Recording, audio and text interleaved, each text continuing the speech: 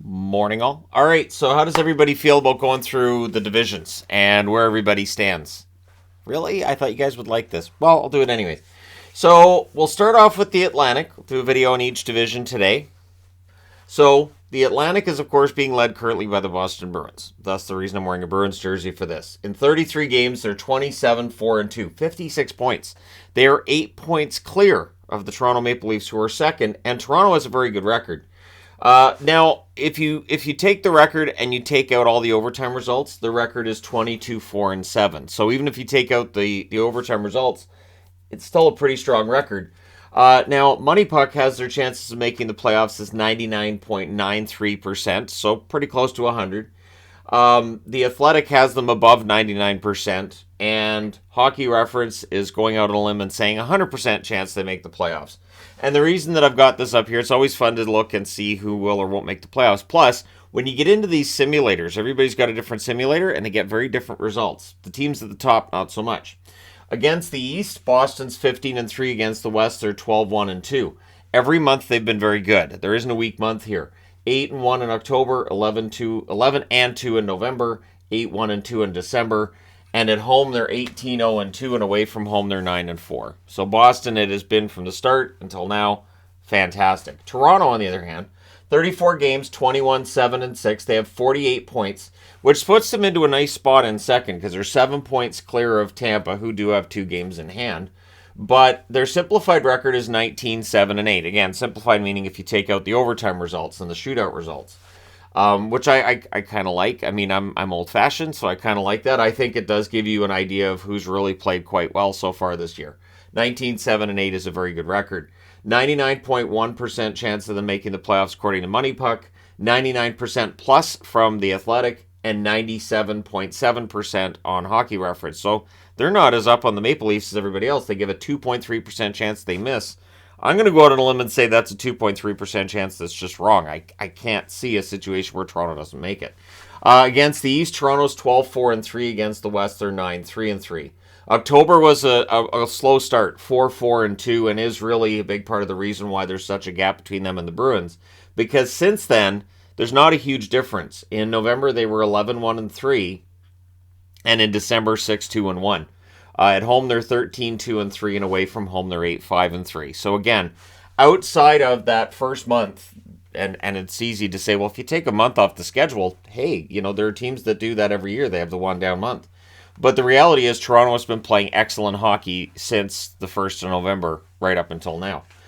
Tampa Bay was doing quite well, had a couple of setbacks before the Christmas break. However, in 32 games, they have a record of 20-11-1 for 41 points. As I said, they're 7 points back at Toronto.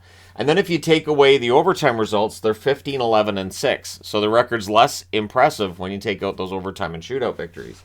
88.6% chance of them making the playoffs according to Money Puck, 91% chance according to The Athletic, and 84.5% chance according to Hockey Reference. So it's interesting to see Tampa with not the 100% and home and cleared, but they're close. Against the East, they're 12-9-1. Against the West, they're 8-2. In October, 5-4 was their record. November, 8-4-1, and December, 7-3. So despite a couple of recent setbacks, they're still 7-3 in their last 10. They're doing just fine. At home, they're 12-4-1. Away from home, they're 8-7. So those are your top 3, and they're pretty well isolated and insulated from those beneath them, at least at this stage. Detroit, 32 games, 14-11-7, 35 points. Again, if you take out the overtime and shootout results, they're 12-11-9. According to Money Puck, they have a 5.1% chance of making the playoffs. According to The Athletic, it's a 7% chance. And according to Hockey Reference, it's a 19.1% chance. In October, they were 4-3-2. In November, they were 7-3-3. And in December, they were 3-5-2. At home, 8-6-3. And away from home, they're 6-5-4. So overall, it's a middling, middle-of-the-pack kind of record for Detroit. But again, compared to where they were a few years ago, I think you take that. I think that's fine. And again, these young kids are getting the experience that'll benefit them later. You get to Buffalo, and it shows how these models that they have and these simulators work differently. And they tell you that Buffalo's schedule from here on is easier than Detroit's. Buffalo 16, 14, and 2, 34 points, so they're 1 point back of the Toronto Maple Leafs, but they're given a much better chance of making the playoffs. Their record without overtime and shootouts as well as 14, 14, and 4. But their odds of making the playoffs, according to Money Puck, 28.9%. The Athletic isn't taking any of that. 6% from The Athletic. However, on the Hockey Reference side, they have a 39.7% chance of making the playoffs. And that's why I love the models as they are, because they're very, very different. So with Buffalo, they're seen as having a better chance, unless you're looking at the Athletic. And again, to me, that says strength of schedule is probably easier for Buffalo than for Detroit.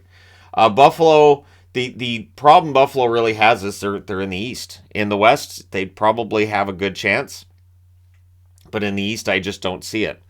And it's too bad, because Buffalo, obviously, it's been a long time since they made the playoffs. They really need playoff hockey there. Now, the shocker, and I'm saying this again because what's happened with Florida has been just spectacularly odd. This was a team that was the best team in the league last year during the regular season, but this year in 35 games, they're 15, 16, and 4. 34%. If you simplify the record, you take away overtime results, they're 14, 16, and 5, so not a big difference there. They have a 24.1% chance of making the playoffs, according to Money Puck, 64% according to The Athletic, and 7% chance according to Hockey Reference. So you're not going to find numbers that are more different than that. And really, that conflict, I think, just really says it all when it comes to the Florida Panthers. Because there are going to be people who say, well, Florida will put it together. They'll still make the playoffs. They'll still get one of the wild card spots. But I don't know. Against the East, they're 11, 8, and 1. Surprisingly, against the West, they have their struggles. 4, 8, and 3 against the West. At home, they're 8, 5, and 3. Away from home, they're 7, 11, and 1. October, they were 5, 3, and 1. November, 5, 6, and 3. And December, 5, and 7. So a below 500 record 2 straight months is not what we would have expected from the Florida Panthers after the back-to-back seasons they just had. But it does show the competitiveness of the league and how razor-thin that difference is between having a winning team and not having a winning team. Montreal, 34 games, 15, 16, and 3. So one less game played, one less overtime loss. 33 points for them. But boy, when you take away overtime results, they're 8, 16, and 10. So they've really been able to peg some extra points in overtime and shootouts. Their odds of making the playoffs, they're not 0, but they're close. 1.7% according to Money Puck. Less than 1% chance according to The Athletic. 4.2% chance according to Hockey Reference. So Hockey Reference is very bullish on the Montreal Canadiens, giving them a 4% chance of making the playoffs. Against the East, they're 7 and 7. Against the West, they're 8, 9, and 3. October, they were 5 and 4. November, 6 and 6. December, 4, 6, and 2. They're still winning enough games to keep themselves close to the hunt, but it is starting to fade at this stage, as would have been expected. At home, they have a mediocre 7 and 9 record. On the road, they are 8, 7, and 3. So moderately better on the road than at home. But at any rate, this is a Montreal team that wasn't expected to make the playoffs, and it really is about the development of Caulfield and Suzuki and them reaching that next level. Ottawa is still last. Ottawa's last in the division. This wasn't supposed to happen. 33 games, they're 14, 16, and 3 for 31 points. If you take away overtime results, they're 12, 6, and 5, so their record doesn't change that much. They have an 8.1% chance of making the playoffs according to Money Puck, 3% according to The Athletic, and 6.5% chance according to Hockey Reference. Again, it wasn't supposed to be like this. At the very least, Ottawa was expected to be up where Detroit is, and they're not. There's a 4-point difference between the two, and Detroit has a game in hand on Ottawa. Versus the East, Ottawa's 7, 8, and 2. Versus the West, they're 7, 8, and 1. So they're consistent there. In October, they were 4 and 4. November sinks them again. Sank them last year too, didn't it? 4, 9, and 1. And this month, they're 6, 3, and 2. But they've got to be better than that if they're going to really and truly get back into the mix. And this is why when I talk about Ottawa, I say look at the amount of teams they have to jump to get to the playoffs. This is just in their own division, and Detroit's not in the playoffs. So these 4 teams they'd have to jump, plus a team or 2 in the Metro. It's just, it gets really daunting.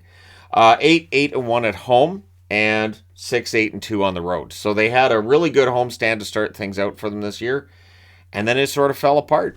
So there you go. Just a quick overview, a little 10-minute video on the division and the likelihood of teams making the playoffs. And it looks like it's very likely we get 3 teams from the Atlantic and 5 for the Metro. Let me know your thoughts in the comment section below, as always.